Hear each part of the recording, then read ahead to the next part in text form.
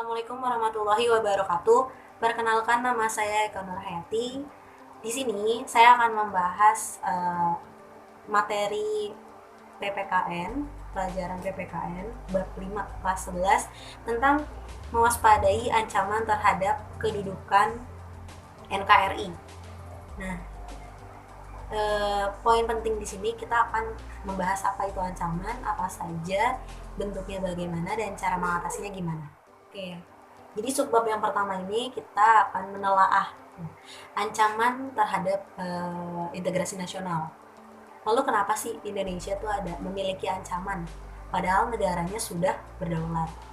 Nah, mengingat kebinekaan dan keberagaman yang dimiliki Indonesia ini bisa menjadi potensi dan bisa juga menjadi tantangan.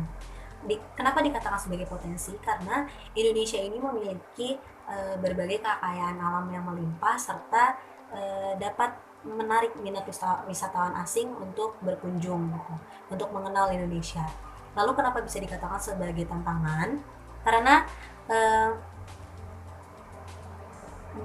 masyarakat yang heterogen itu pasti memiliki banyak perbedaan pendapat. Nah, waktu-waktu bisa menyebabkan timbulnya perpecahan jika kita tidak mengontrol itu gitu. Jika masyarakat juga tidak peduli dengan persatuan-persatuan, itu bisa menjadi ancaman terhadap negara itu sendiri.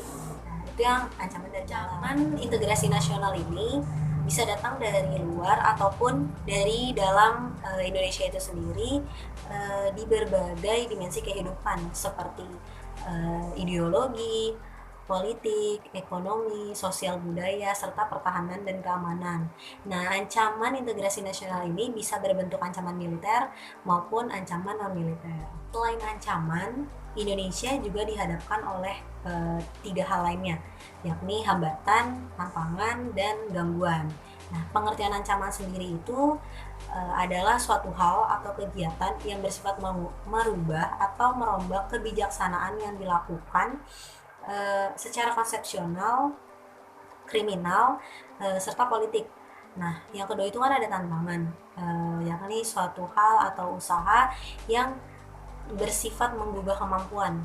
Lalu yang ketiga ada hambatan.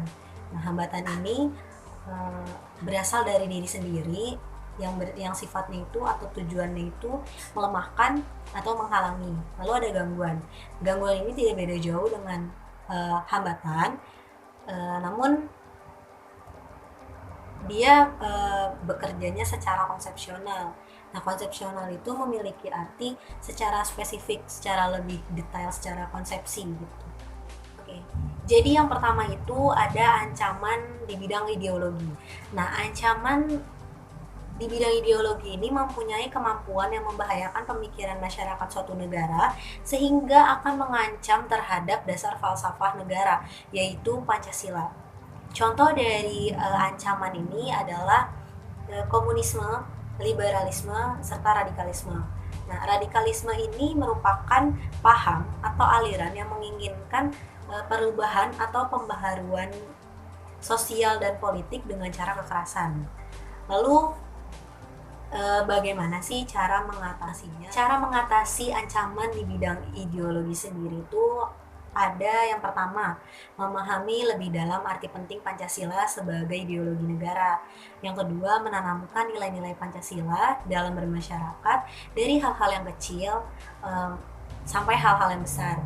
Terus menyebarkan dan memasyarakatkan wawasan kebangsaan dan mengimplementasikan butir-butir Pancasila dalam rangka melestarikan dan menanamkan kesetiaan kepada ideologi bangsa. Jadi masyarakat selalu dihimbau untuk tetap mengimplementasikan nilai-nilai Pancasila itu, misalnya ketuhanan yang Maha Esa itu nilai-nilainya apa aja, bagaimana cara melakukannya, begitu juga dengan sila-sila yang lain gitu. Selanjutnya ada ancaman di bidang politik. Nah, ancaman di bidang politik ini merupakan usaha ataupun kegiatan baik di dalam negeri maupun di luar negeri yang dikategorikan sebagai hal yang membahayakan dan memecah belah persatuan dengan mengatasnamakan politik. Contohnya itu ada politik SARA, suku, ras, agama, dan antar golongan, serta politik uang. Oh iya, Politik uang sendiri itu artinya tindakan orang untuk mengajak orang lain untuk memilih calon pemimpin dari partai politik orang tersebut dengan imbalan uang. Lalu, bagaimana cara mengatasi ancaman di bidang politik ini? Nah, cara mengatasinya yang pertama itu mengembangkan demokrasi politik. Yang kedua, mengadakan reformasi lembaga-lembaga politik. Yang ketiga, ada memperkuat kepercayaan rakyat. Jadi, pemerintah harus selalu bisa mendapatkan kepercayaan rakyat. Jangan sampai rakyat tidak percaya dengan pemerintahnya sendiri. Lanjut, yang ketiga ada ancaman di bidang ekonomi.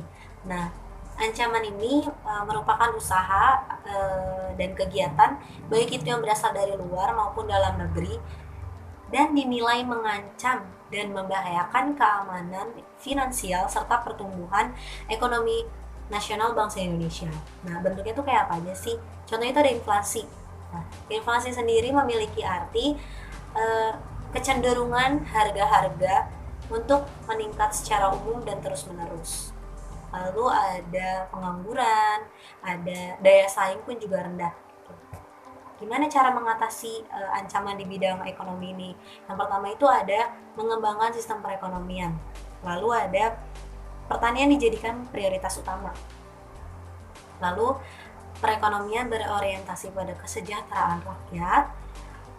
Yang keempat, perekonomian tidak bergantung pada badan-badan multilateral. Kemudian terakhir, memperketat kerjasama dengan negara berkembang lainnya. Lalu yang keempat ada ancaman di bidang sosial budaya.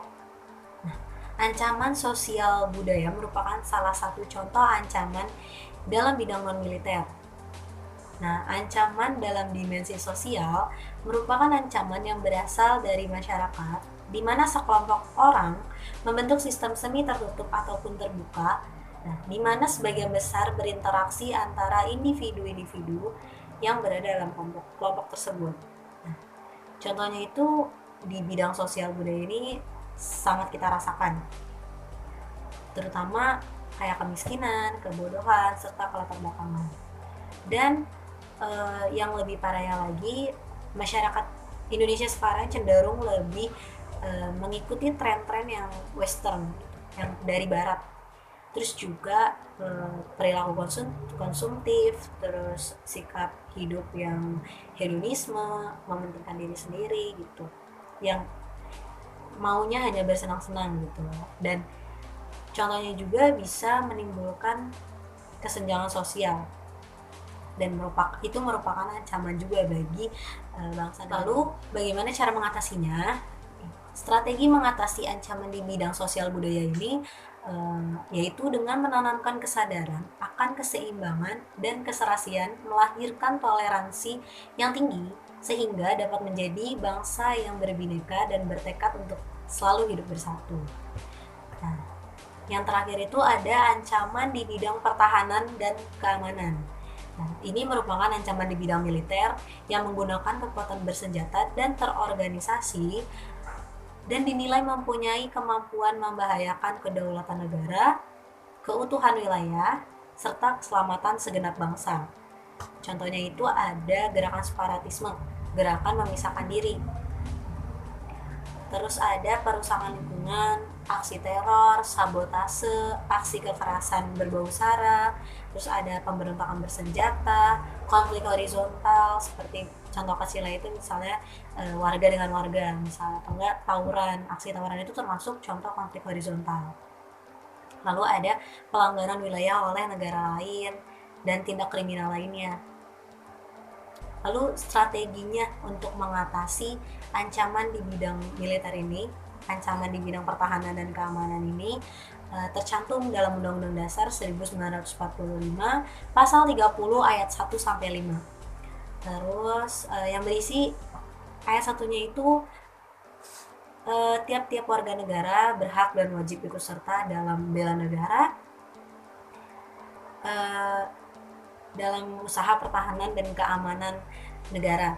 Terus yang kedua itu usaha pertahanan dan keamanan negara dilaksanakan melalui sistem pertahanan dan keamanan rakyat semesta oleh Tentara Nasional Republik Indonesia serta kepolisian negara Republik Indonesia sebagai kekuatan utama dan rakyat sebagai kekuatan pendukung. Lalu yang ayat ketiga itu tentara nasional itu terdiri atas Angkatan Darat, Angkatan Laut, dan Angkatan Udara. Ayat 4-nya itu Kepolisian Negara Republik Indonesia sebagai alat negara yang menjaga keamanan, ketertiban masyarakat, bertugas melindungi, mengayomi, melayani masyarakat, dan menegakkan hukum. Lalu yang kelima itu susunan kedudukan tentara nasional dan kepolisian diatur dalam undang-undang. Jadi kesimpulan dari materi kali ini adalah kebinekaan yang terjadi di Indonesia merupakan sebuah potensi sekaligus tantangan. Nah, dikatakan sebagai potensi tadi karena Indonesia ini memiliki kekayaan alam yang berlimpah. Dikatakan tantangan karena sewaktu-waktu masyarakat yang heterogen memiliki emosi yang berbeda-beda serta masih memiliki sifat kedaerahan yang masing-masing dapat sewaktu-waktu menimbulkan perpecahan gitu. Lalu oleh karena itu, segenap warga negara mesti mewaspadai segala bentuk ancaman yang dapat memecah belah bangsa Indonesia dengan senantiasa mendukung segala upaya atau strategi pemerintah dalam mengatasi berbagai ancaman tersebut. Oke, jadi segitu aja video dari saya. Kurang lebihnya mohon maaf. Wassalamualaikum warahmatullahi wabarakatuh.